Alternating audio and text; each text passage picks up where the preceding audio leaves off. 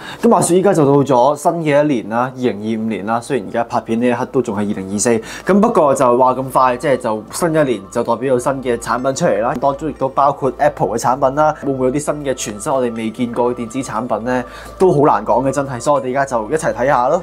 咁啊老規矩啦，我哋而家喺一個網站入邊睇一啲關於對於2025年 Apple 嘅期待嘅產品。首先第一樣 iPhone 嘅傳聞呢，就係呢個嘅 iPhone 17 Air 啦。之前喺 iPhone 16出嚟之前已經基本上傳緊呢個嘅 iPhone 17 Slim。咁 Apple 似乎就想要整一部薄啲嘅電話啦。雖然我唔覺得有一個人會覺得 iPhone 需要再薄啲，咁不過佢話將會取代 iPhone Plus 嘅系列啦，就會提供一個6.6寸嘅屏幕，咁設計厚度就係0.27英寸。呢個係另一個網站就係個 iPhone 17 Slim 嘅一啲嘅透露啦。我唔覺得佢哋會將佢叫做 iPhone 17 Slim 咯，即係大家睇到15 Pro Max 佢係8.2mm，而17 Slim 咧就係5mm 咯。佢係預示住未來蘋果手機設計嘅新趨勢。4部機基本上同舊年嘅一模一樣，跟住呢個嘅鋁金屬嘅框啦。A19 嘅處理器 ，Apple 自己研發嘅5G 晶片啦，去降低成本啦。我呢排我諗近呢幾年都有一個傳聞，即係 Apple 由佢 Apple Silicon 開始，佢基本上佢真係想將佢入邊除咗佢嘅電話晶片之外，就將成部電話嘅每一部分都係靠 Apple 去生成咯。甚至依家係講緊5G 晶片都靠自己做啦。即係假設即係大家唔知嘅話，你嘅 iPhone 嘅 display 係 Samsung 提供㗎啦，係啦。即係假設大家唔知嘅話，就的確係有少少諷刺嘅。另外呢個亦都係一個呢排所傳聞嘅一個設計啦，我覺得呢個真係，我覺得好唔 Apple 咯。即係大家仲記唔記得，即係 iPhone 16出之前有一個設計係一個三角形一個陀螺儀嘅一個設計，好在最後冇發生啫。而我覺得呢個其實佢發生嘅機會，就算佢真係要改個設計嘅話，佢都唔會改成咁樣咯，因為咁樣都真係有啲似 Google Pixel。另外 iPhone 17都終於有 ProMotion 嘅 display， 同埋呢個叫2400萬像嘅前面嘅鏡頭啦。而17 Pro Max 亦都可以終於用到呢個叫4800萬像素嘅長焦鏡頭。我覺得即係到咗呢個時候，基本版嘅 iPhone 佢去有120Hz都係一個我諗都遲早都要發生嘅事啦。知但係呢個會唔會係一個令到本來想買 Pro 嘅人就買翻平啲嘅版本呢？可能都會啦，會唔會拉近 Pro 同埋基本版之間嘅距離咧？亦都係相當之會嘅。另外就係呢個 iPhone 17 Air， 我會想知即係佢成部電話咁薄，佢會唔會有啲嘢係犧牲咗咧？即係比起剩餘嘅 iPhone， 依家尾版嘅 iPhone 佢已經冇 SIM 卡嘅槽啦。咁不過即係整到成部機咁薄，會唔會變到其他國家都直頭係 cancel 咗個 SIM 卡槽咧？粒電池亦都相當之細啲啦，會咁。我覺得呢個假設大家接受到呢啲嘅犧牲嘅話，而真係想要一心一意想用一部咁薄嘅電話嘅話，咁係可以嘅。下一樣嘢就係呢個嘅 iPhone SE 4嘅電話啦。依家佢話 iPhone SE 4會喺3月推出，佢將會取代翻依家係蘋果陣容中老化嘅 iPhone SE 2022。呢個係目前而家 Apple 佢賣嘅 iPhone SE 啊，呢個係第二代。你可以話係10年前嘅設計咯。即係佢10年前都係大概呢個設計啦，即係咁大個 mon 一個 home button。而既然都過咗10年嘅話，我諗都係時候要改一改啦，因為就真係人會審美疲勞啦。而無可否認，相比起依家嘅 iPhone 都真係，我之前喺換呢部電話之前，我都有一段時間用呢部，而用翻呢部粒電池亦都細好多啦，個 mon 亦都細好多。咁所以呢個亦都係我諗好多人面對緊嘅問題咯，用呢部電話。咁不過一樣嘢咧，就係佢話係唔會再有 Touch ID 嘅掣啦，而佢會有 Face ID。其實老實講 ，iPhone SE 佢其中一個特點就係佢依然係用翻以前嘅設計啦，而以前嘅設計係有 Touch ID。咁會唔會令到一啲仍然好想有 Touch ID 嘅人，會令到佢唔想買下一部 iPhone SE 咧？或者又令到佢哋自己少咗一個選擇咧？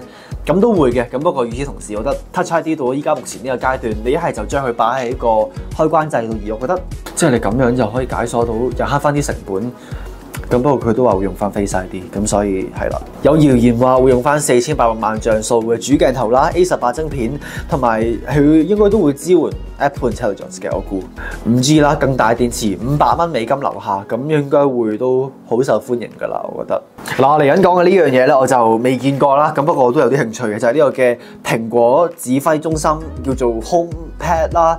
佢哋之前 Apple 佢之前係話想整一個叫傳聞中嘅智慧家居裝置，但係佢呢個所謂嘅指揮中心 HomePad 就有助於蘋果喺智能家居發展更加好嘅領域啦，就同 Amazon 同埋 Google 競爭。依家呢個階段其實有好多配件，即係除咗係 Mac for 一個平台之外，佢好多都係跨平台嘅，即係譬如我而家屋企嘅呢盞燈，佢係可以用 Siri 去控制啦，即係我係可以將佢連去 HomeKit 度。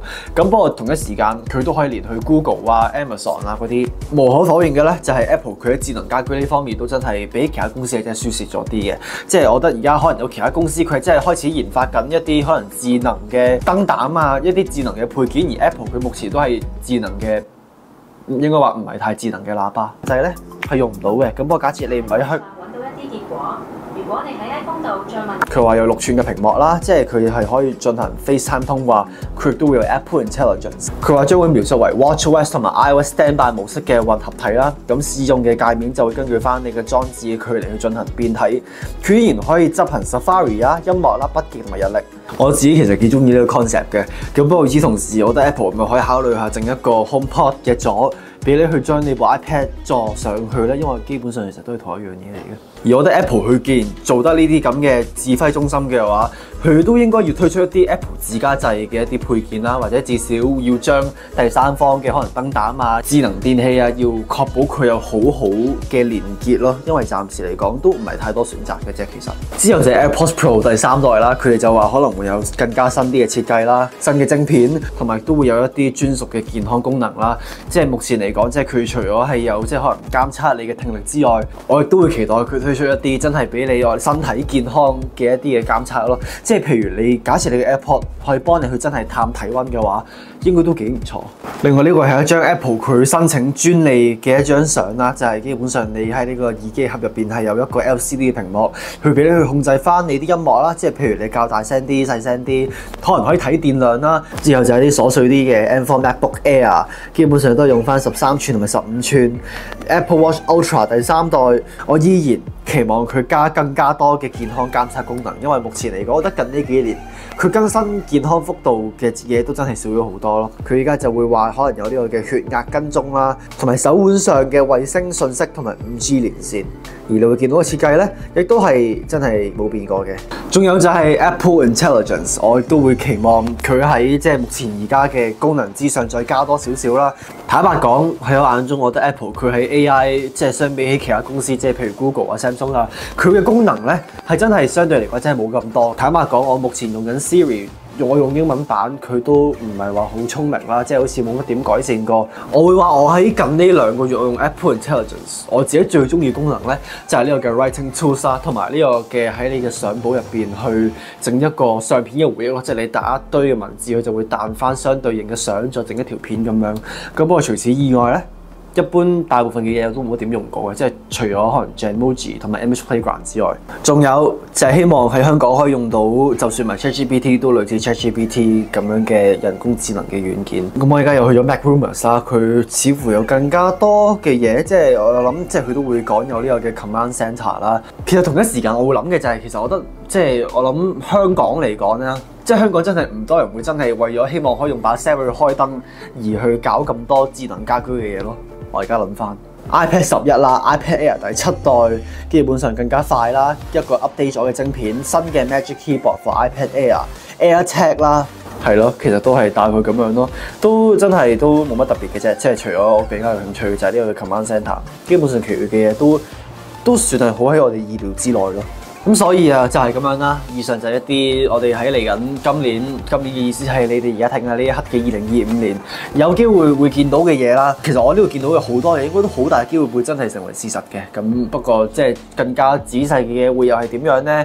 就真係到時出咗先知嘅啫。大家會唔會期待呢個嘅 iPhone 17 Slim 17 Air？ 我唔知係啦，嗰味嘢啦。有咩想講，有咩想發表嘅話，都即管喺下底留言話俾我哋聽啦。咁同埋記得 like、comment、subscribe 咁。鐘仔係啦，我諗而家你睇緊嘅呢一刻都新年啦，咁啊新年快樂啦，咁所以就係咁樣啦，我哋下次再見啦，拜拜。